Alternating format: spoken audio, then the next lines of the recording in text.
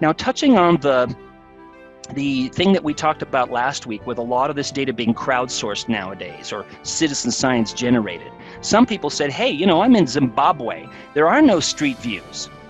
And so how can I, individual citizen, create my own? And there is a tool that I've written about, Mapillary. They're actually a business partner of ours. You know, I work for Environmental Systems Research Institute, and a couple of people, about 10 years ago now, said, we're going to start an organization where individual citizens can create street views, okay?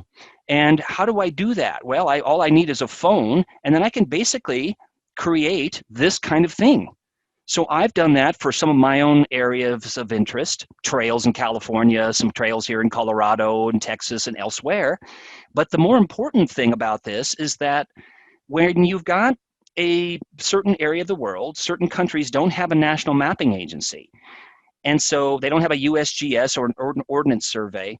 They have individual citizens saying, okay, I'm going to use a tool like Mapillary, and then I'm going to walk or drive down a road and get images. And from those images, I'm going to be able to assess certain things.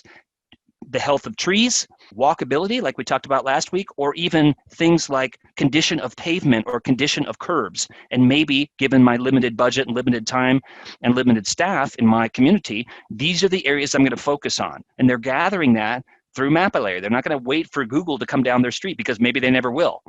See, so it's another manifestation of the citizen science movement that we talked about last week. So that's one of the tools that I wanted to illustrate.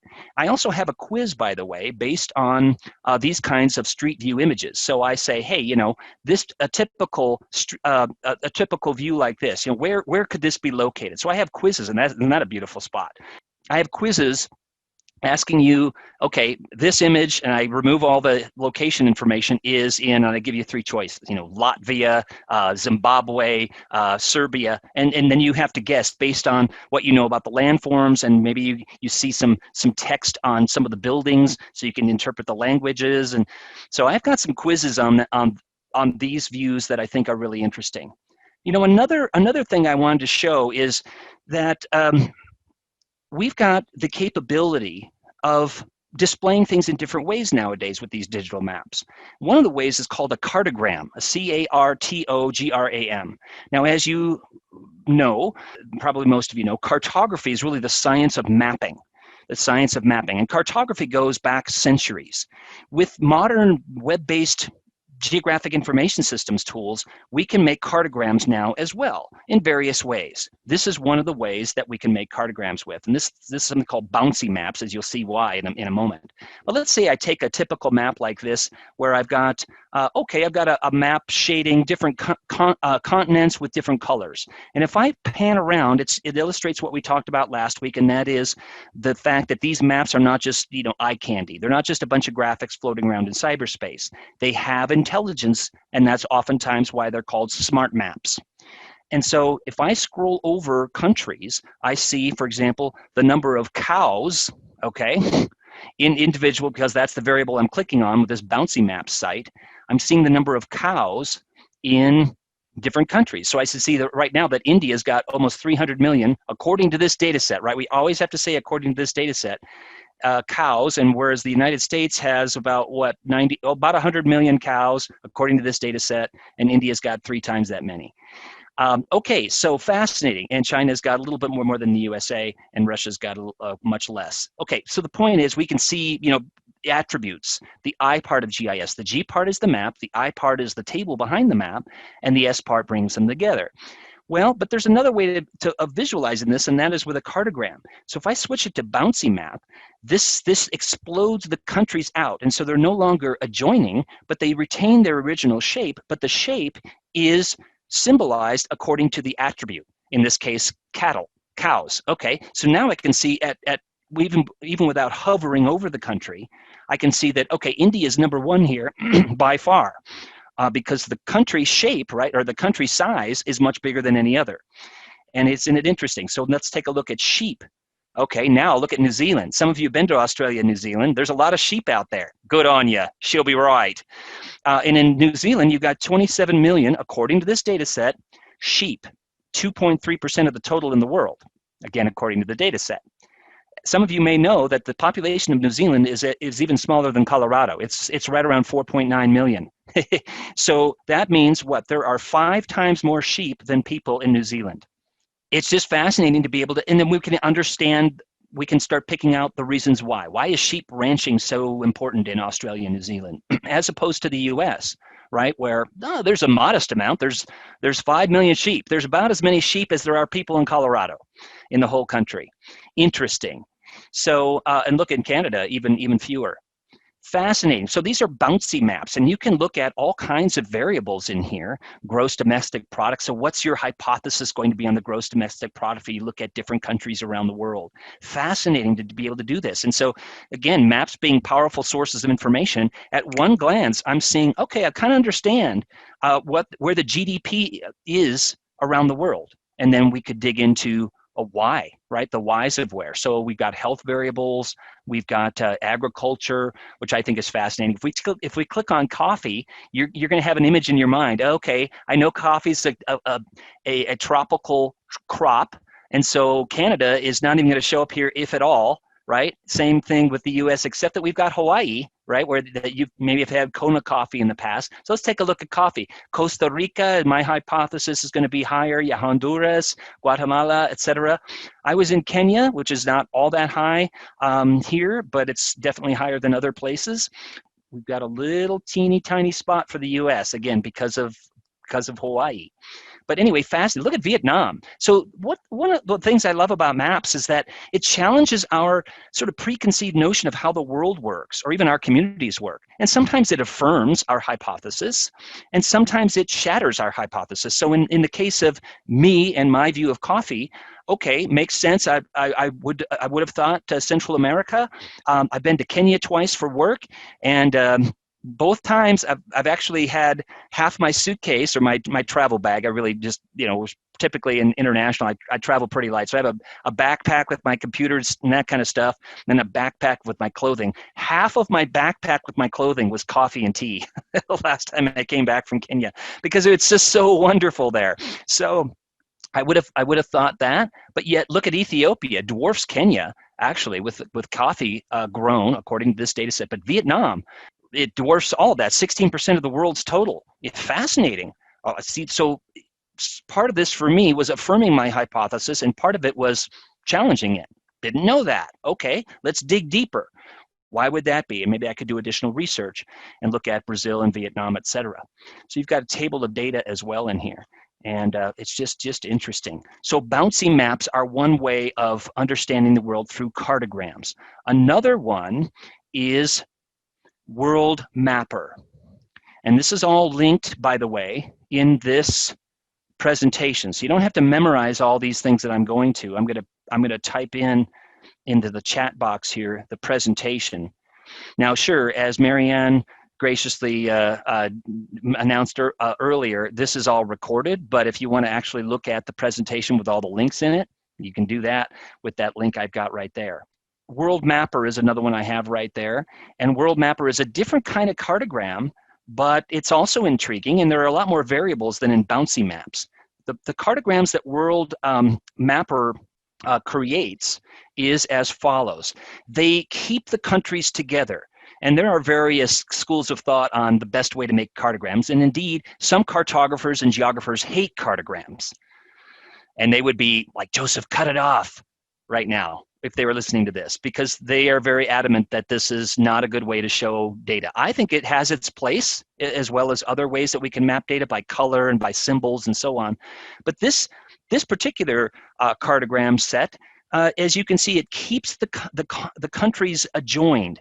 And therefore, it has to distort the shape of the countries, but still, like the bouncy maps, the country size has to do with urban population. So if we look at different countries here, we can see, oh, okay, I can see that there are different patterns of urban population around the world, in part reflecting the total population of a country. And as you probably know, was back in 2005-ish, where the urban population of the world exceeded 50%. So over 50% of the people are now living in, again, there's a threshold, kind of like mountains and hills. It's artificially defined, but now in urban areas.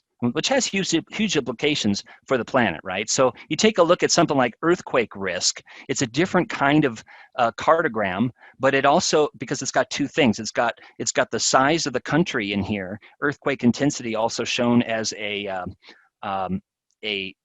red zone. Really interesting. So sort of a bivariate map.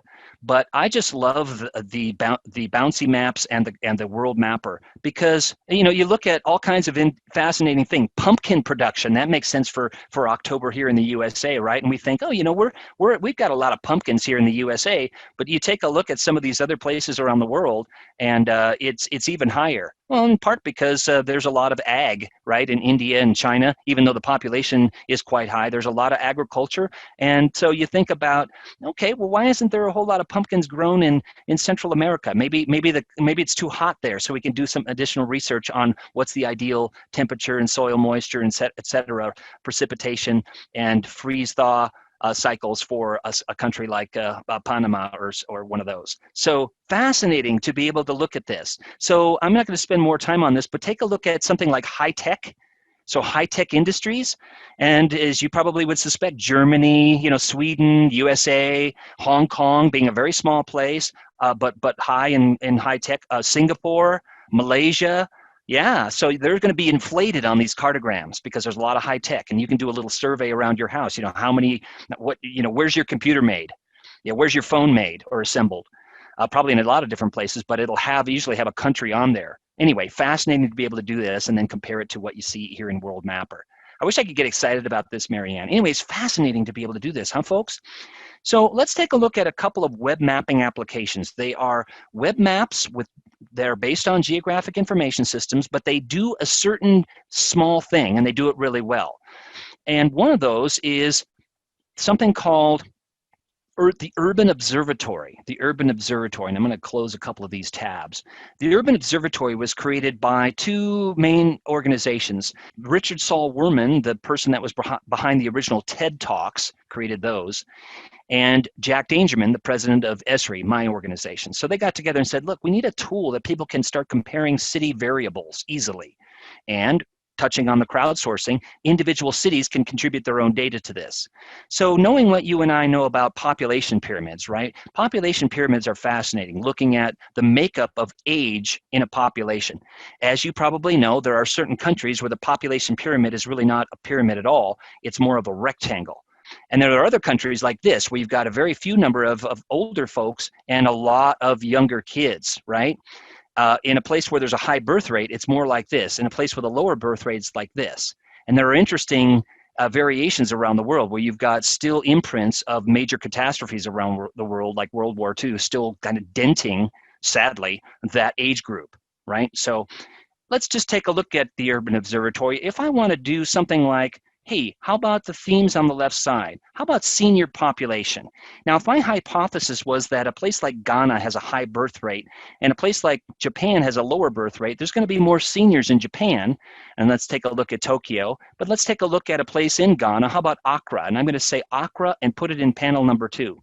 So confirming my hypothesis that, yeah, okay, the nice thing about the Urban Observatory is that it keeps the maps at roughly the same scale. And so you look at Tokyo with this 3 persons per dot at the neighborhood scale. So if we zoomed in, we have 1 red dot for every 3 persons represented. Right now, we've got probably 1 dot for every 100 person. But the point is, you've got a much lower senior population in Accra, which is in Ghana, as probably all of you know, versus Tokyo. In New York City, kind of in the middle there, but tending toward the Tokyo rather than the Accra. But anyway, this is fascinating. You've got about 100 different variables at your fingertips versus about 100 different cities. So, all on the web, nothing to log into, but you've got, traffic and so on. Let's look, this touches on what we were talking about before, current temperatures. So, okay, that's interesting. If we look at a place like Accra, we know that it's in the subtropics, and so it makes sense. Even if we looked at this in December, it's not going to vary that much from right now. And if we took a look at, we're in autumn here, right, in the northern hemisphere. What's it like in a place like Sydney, right, where you've got the southern hemisphere? I'm going to scroll over and put Sydney in the second panel. So just early spring there, correct? And being by the coast, it's fairly mild, but it's a little cool. Okay, definitely cooler than in Denver right now. But anyway, it's fascinating to be able to do some sort of, looking at different hemispheres, proximity to coast, altitude. All this affects temperature, and you've got these weather feeds coming into in this case from AccuWeather to the Urban Observatory. And the same thing with traffic. You've got traffic feeds coming in. Fascinating. So that's the Urban Observatory. Any one of these tools that we're exploring here in this class, we could spend the whole class period on. But I'm hoping it's valuable. Let's say comparing cities with these variables isn't like your thing. That's fine. That's the reason why I'm sprinkling in little bite-sized, gluten-free nuggets of geospatial technology here so that you can pursue any one of these that's more in your area of interest. Did you like my bite-sized gluten-free little pun there? Okay, point is, we're going to move on. But like I said, any one of these we could spend the whole class period on because I think these are all incredibly fascinating.